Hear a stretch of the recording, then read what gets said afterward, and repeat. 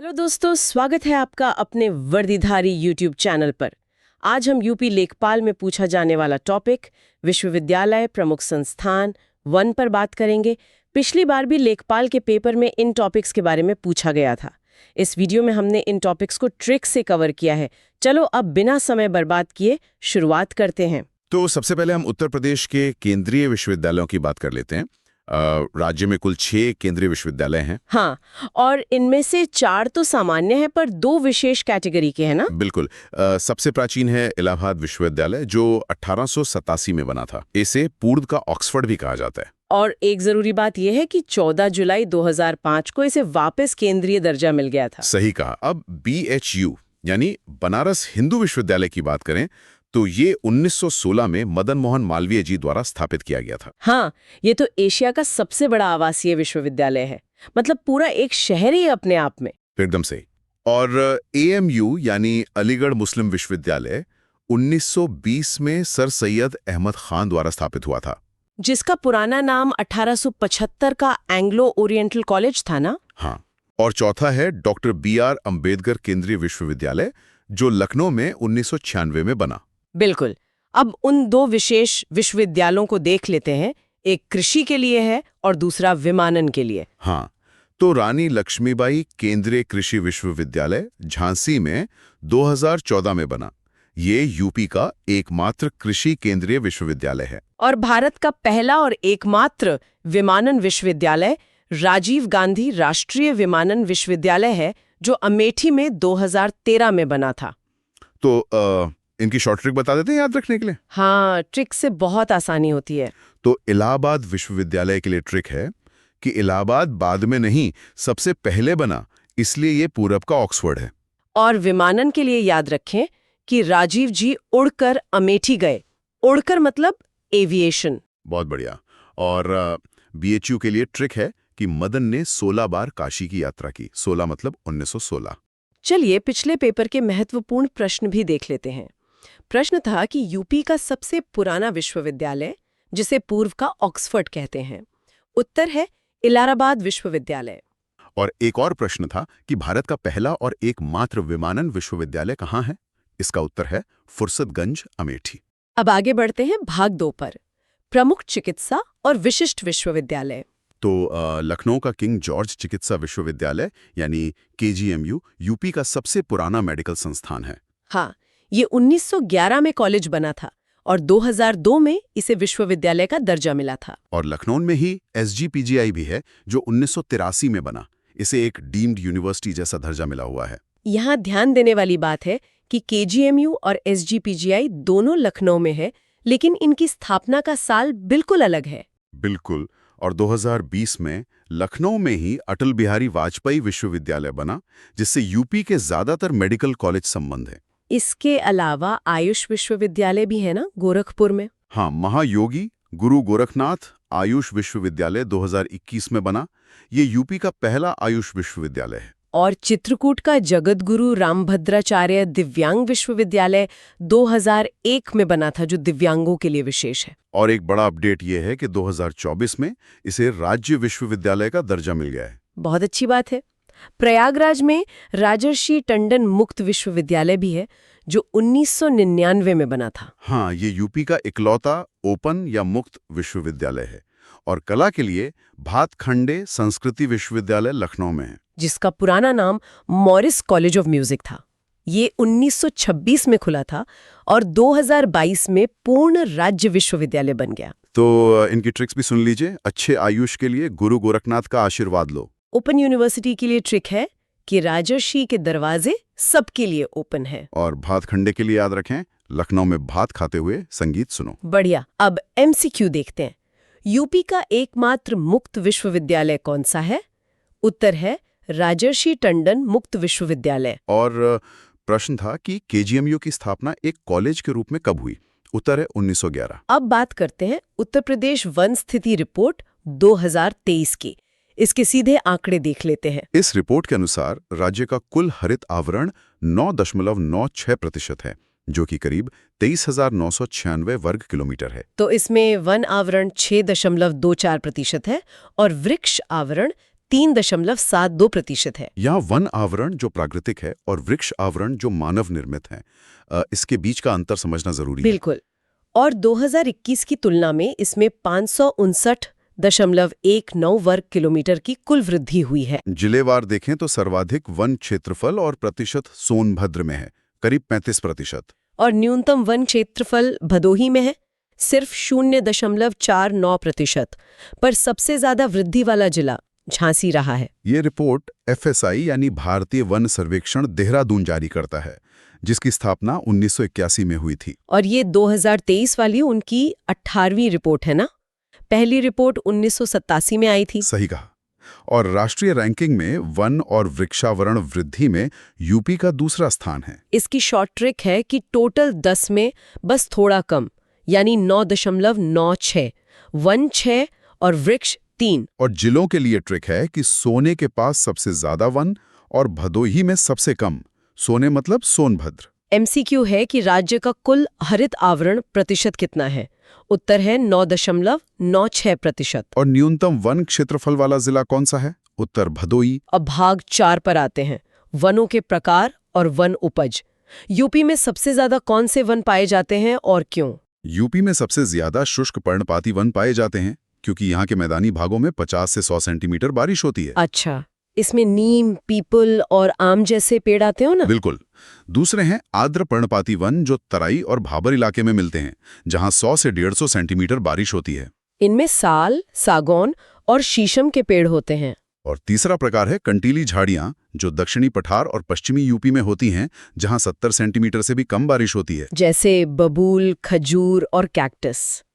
अब वन नीतियों की बात करें तो पहली नीति 1952 में आई थी। हाँ, जिसका लक्ष्य 33.33% वन करना था। बाद में यूपी की राज्य वन नीति 1998 में आई और नई वाली 2017 में। और यूपी वन निगम 25 नवंबर 1974 को लखनऊ में बना था। वनों से मिलने वाली उपज से काफी उद्योग चलते हैं, जैसे खैर के वृक्ष से कत्था मिलता है और तेंदुपत्ता से बीड़ी बनती है। और चीड़ के पेड़ से तारपीन का तेल या बिरोजा मिलता है। उद्योगों में देखें तो दिया सलाई यानी माचिस के लिए बरेली प्रसिद्ध है। कागज के लिए सहारनपुर और खेल के सामान के लिए मेरठ बहुत मशहूर है।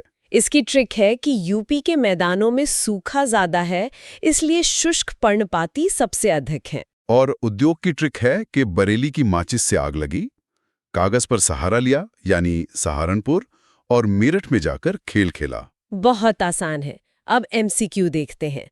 यूपी में सर्वाधिक विस्तार किस प्रकार के वनों का है? उत्तर है शुष्क पर्णपाती वन। और दिया सलाई उद्योग के लिए कौन सा जिला प्रसिद्ध है? उत्तर है बरेली।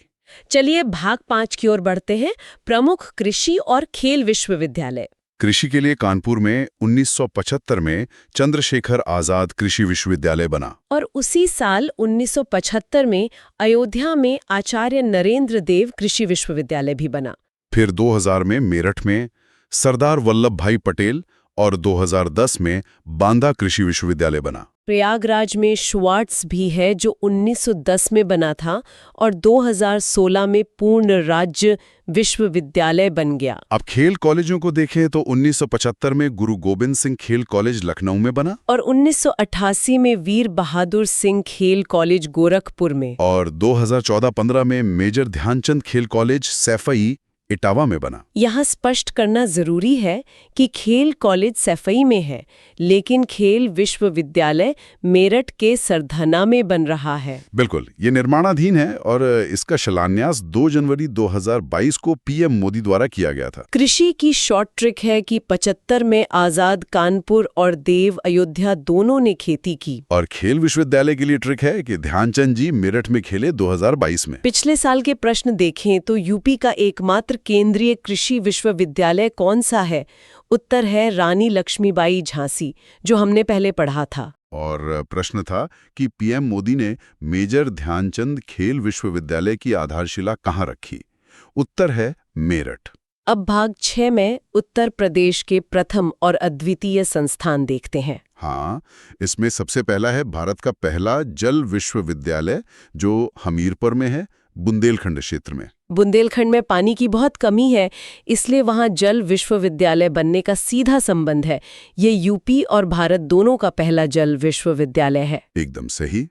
और भारत का पहला पूर्ण बालिका सैनिक स्कूल वृंदावन मथुरा में खुला है। इसका नाम है संविद गुरुकुलम गर्ल्स सैनिक स्कूल, जो वात्सल्य ग्राम परिसर में है। इसका उद्घाटन इसी साल 1 जनवरी 2024 को राजनाथ सिंह और योगी आदित्यनाथ द्वारा किया गया। जल विश्वविद्यालय की ट्रिक है कि हमीरपुर में नीर यानी जल की कमी दूर होगी। और गर्ल्स सैनिक स्कूल की ट्रिक है कि वृंदावन की गोपियां अब सैनिक बनेंगी। MCQ है कि भारत का पहला जल विश्वविद्यालय किस जिले में है? उत्तर हमीरपुर। और भारत के पहले पूर्ण बालिका सैनिक स्कूल का उद्घाटन कहाँ किया गया? उत्तर है वृंदावन मथुरा। चलिए भाग 7 पर आते हैं। लखनऊ के प्रमुख अनुसंधान संस्थान। विज्ञान और कृषि के संस्थानों को अलग अलग याद रखना बेहतर रहेगा। हाँ, औषधि और विज्ञान में देखें तो CDRI 1951 में और IITR 1965 में बने। CMAP 1959 और BSIP 1946 में लखनऊ में स्थापित हुए। वनस्पति विज्ञान के लिए NBRI 1953 में बना। अब कृषि में देखें तो गन्ना अनुसंधान संस्थान यानी IISR 1952 में बना। और आम तथा बागवानी के लिए CISH रहमान खेड़ा लखनऊ में 1972 में बना। तकनीकी संस्थानों में रेलवे का RDSO 1957 में और रिमोट सेंसिंग वाला RSAC 1982 में बना। इसके अलावा मत्स्य अनुसंधान के लिए NBFGR 1983 में लखनऊ में ही है। इस लखनऊ हब की ट्रिक है कि लखनऊ में औषधि खाकर वनस्पति और गन्ना देखा। औषधि मतलब CDRI। MCQ देखते हैं, लखनऊ में स्थित CDRI की स्थापना कब हुई? उत्तर है 1951। और IISR यानी भारतीय गन्ना अनुसंधान संस्थान कहाँ है? उत्तर लखनऊ। अब भाग 8 में कानपुर और वाराणसी के प्रमुख संस्थान देखते हैं। खाने पीने की प्रमुख चीजें जैसे दाल, चीनी, सब्जी, चावल, ये 2 शहरों में बटी हुई है ना? हाँ, कानपुर में राष्ट्रीय चीनी संस्थान यानी NSI 1936 में और दलहन संस्थान IIPR 1983 में बना।